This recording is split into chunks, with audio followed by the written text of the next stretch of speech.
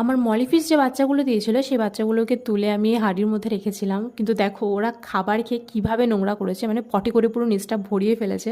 তো আমি ভাবলাম যে এটাকে চেঞ্জ করে দিই, নয়তো ওরা এর মধ্যে ঘোরাঘুরি করছে। তো যে কারণে আমি এখানে একটা মগের মধ্যে জল নিয়ে এসেছি কিছুটা, আর এখানে একটা নেট নিয়েছি। এই নেটটাও আমারই বানানো, মানে মাছ ধরার জন্যই বানিয়েছি, বাট বাচ্চাগুলো ধরার জন্য মেনলি আমি এটাকে বানিয়েছিলাম। তো এর মধ্যে আমি জলটা যখন ঢালবো তখন আমার এটাই মনে হচ্ছে আমি যখন জলটাই বের করবো তাহলে আমি মগের মধ্যে জলটা কেন আনলাম, মানে বুঝতে পারছি আমার মাথাটা কত খারাপ হয়ে গেছে। তো আমি ভাবলাম চলো ঠিক আছে, এই জলটাকে ফেলে দিই।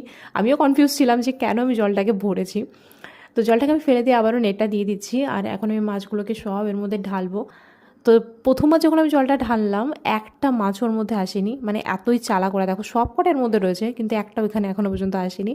এবার আমি জলটা ফেলে দিয়েছি, কিন্তু এইবার আর মাছগুলো পালানোর কোনো জায়গা পাবে না, কারণ এটাই লাস্ট টাইম। জল একদমই অল্প হয়ে গেছে, এখন শুধু মানে ওই পটিগুলোই পড়ে রয়েছে নিচে। তো দেখতেই পাচ্ছ এখানে সব মাছ এখনও আসেনি, দেখো এর মধ্যে দুটো মাছ এখনও পর্যন্ত রয়েছে।